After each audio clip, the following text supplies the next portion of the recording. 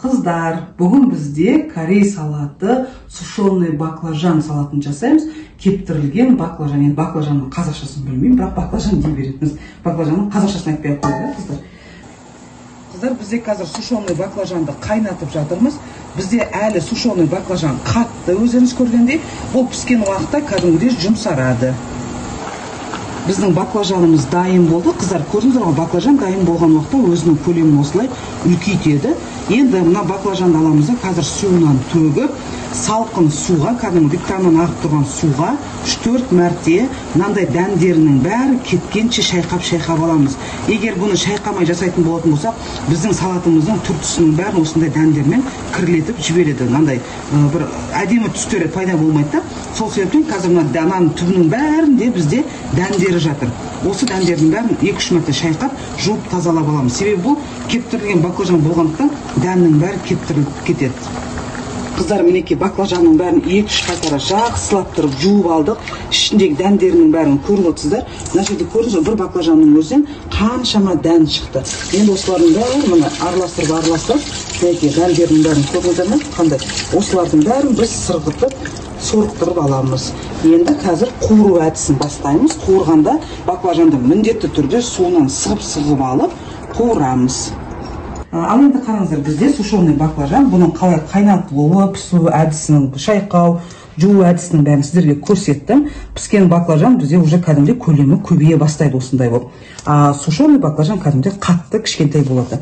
Ал енді бізде сушеный баклажанды жақсылап қайнатып, жуып, тазалап алдық. Бұны қазір аламыз да майға қуырамыз. Майға қуырып болғаннан кейін бізге арасында қосатын специяларымыз чеснок, қант, сушеный сладкий перец, қара бұрыш, ащы қызыл бұрыш, ащы кептірілген бұрыш, паприкамыз бар, тұзымыз бар, кристаллик бар, кинзамыз бар, және күнжутымыз бар. Одан кейін 70% кәдімгі өзіміздің уксусымыз бар. Содан кейін барып соевый соусымыз бар. Бұл соевый соус өте жақсы соевый соус. Содан кейін арасына қосатынымыз қызыл перец, соломка қылып турадым, пекин капустасы, мінекей өздеріңіз көргендей. Оның кейін барып, жаңағы кинзамыз бар, укроп бар, петрушка бар дегенде. Ал енді бұның арасына қыздар свежий огурцыды да қоссақ болады, в принципе. Енді қалауларыңыз. Ал егер жоқ, көксөкті қоспаймын, тек қана баклажанның өзін ғана жасаймын, осы специялардың барын қосып, тек қана баклажанның өзін ғана жасап, морозилникке сақтасаңыздар, бір айға шейін морозилникте сақталып тұрады. Қонақ келетінің алдында, осы дайын уже салатыңызды аласыз да, тек қана свежий капустаңызды, перецті, огурцыды алып, үстінен салып, араластырып, бір майды бұж жеткіздіріп, құйып жіберіп, кәдімгідей свежий салат қылып қонақтарыңызға салып бере берсеңіздер болады, уақыт тығыз болған жағдайда. Көрдіңіздер ме, корей салаттардың ең жақсы пайдалы әдістері. Енді бастаймыз. Ыдысқа майымызды ысытып, баклажанды где-то бір 5-6 минутқа қуырып аламыз. Қыздар, мінекей кішкене майымызды құйдық. Тағы да үстінен майымызды құямыз. Баклажан бізде майды өте жақсы көреді. Майы көп деп ойламаңыздар. Көп болған жағдайда кейін араласқаннан кейін майын алқасаңыздар болады. Сізге көрінсіз деп ойлаймын. Ыстық тұрған майға баклажанды қуырып аламыз осылай. Бір 5 минуттай баклажанымыз әдемі қуырылғаннан кейін үстінен кәдімгі оғыштарымызды салып, араластырып, салаттап жібереміз. Баклажанымыз дайын болды, өздеріңіз көргендей. Енді перецімізді үстінен саламыз. Перецті қуыруды қажеті жоқ, себебі біздің баклажанымыз ыстықтай болғандықтан перецті өзінің көлемін сәл жоғалтады, жұмсарады, былай айтқанда. Барлығын араластырамыз, өздеріңіз көргенде. Одан кейін барып, уже құрамдарын сала береміз. Бір қасық чесногымызды, бір қасық жаңағы қара бұрышымыз бар, бір чайный ложка қантымыз бар, жарты қасық ащы перціміз бар, жарты қасық тағы да сушеный ащы перец бар, бір кішкентай қасық паприкамыз бар, кинзамыз, міндетті түрде кинзаны саламыз. Одан кейін кристаллигімізді саламыз, міндетті түрде. Өздеріңіз көргенде, сосын барып тұзды салғанда абайлаймыз. Біз қазір соевый соус құямыз, қыздар. Соевый соус где-то түбін бәрін шайқап аламыз да 5-6 қасық құямыз. Себебі біздің баклажан сояны жақсы көреді. Көрдіңіздер ғой. Ал енді майымыз бізде ысыды. Майымызды аламыз да қазір чесноктың үстінен кішкене ғана иіс шығару үшін ғана құямыз.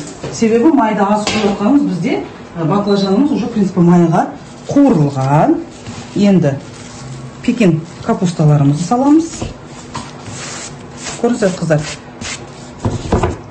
Содан кейін барып огурцымызды кәдімгідей былай круглый қылып турап салсақ та болады. Соломка қылып салсаңыз да болады.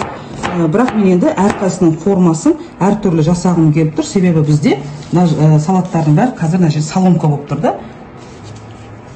Сол себептен мен круглый қылып жасағым келіп тұр. Енді біз салаттардың барлығын аламыз да полный араластырамыз. Неге? Үлкен ыдысқа алдық та, қыздар.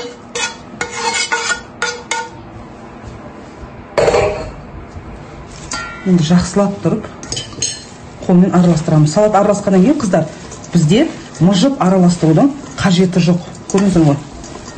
Жай ғана осылай лақтырып араластырасыздар. Лақтыр десе, ал тағы да лақтырып тастамаңыздар. Неге баклажанның өзінің майы бар. Баклажан майды өте жақсы көреді. Сол себептен бағана біздің сковородкадағы майымыздың бәрін баклажан өзіне сорып алып тастады. Енді бұл баклажанға помидор салсаңыздар да болады. Помидор бірақ үлкендеу, грубый болып көрініп кетеді. Черри салсаңыздар, черридің кішірек көлем размерімен, огурцидың размері өте әдемі цвет береді. Көрдіңіздер ғой?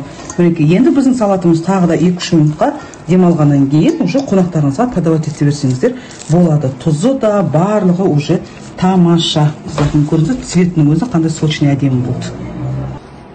Қыздар, біздің салатымыз жақсылап демалды, әдемі бір-біріне тұзы сіңді. Енді қараңыздар, мына жерде бізде қандай түр-түс жетіспей тұр. Бізде сарғыш түр-түс жетіспей тұр. Сары цветофор перецті де осындай соломка қылып турап қойсаңыздар болады. Мен айттым ғой, бағана ыстық баклажанға біздің перец түскеннен кейін перец уже жұмсарып кәдімгідей өзінің көлемін тағы да жоғалтты деп, жаңа әлсіздіктеу болды деймін. Енді сары перец қосу бұл жерде тіптен күшті болып кетеді. Ал енді менде сары перец жоқ, бірақ мен сары тарелкаға әдемілеп саламын. Өздеріңіз көргендей салатты да, шынымен қыздар, салатты тарелкаға мол қылып толтырып салудың қажеті жоқ. Тарелка тағы да үлкендеу болғаны дұрыс. Салаттарға неғұрлым тарелка үлкендеу кететін болса, сіздің салатыңыздың түр-түсі бәрі әдемі көрінеді. Көрдіңіз ғой? Енді салат салғаннан кейін барып, осындай сырттарының, цветтерін бәрін әдемі қылу үшін, мінекей огурциларды жан-жағына қойып, көрінбей қалған қызыл перецтердің бәрін қойып, осылай жасап салсаңыздар болады. Подача міндетті түрде әдемі кету керек, қыздар. Адам тағы да көзбен тою керек. Көрдіңіздер ме?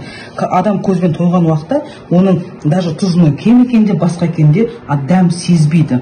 Мен қорытып отырды, керемет деген информация беріп отырған мен. Жан-жағын бәрін сүртіп, тазалап, қонақтарымызға уже подавать ете береміз. Астарыңыз дәмді болсын.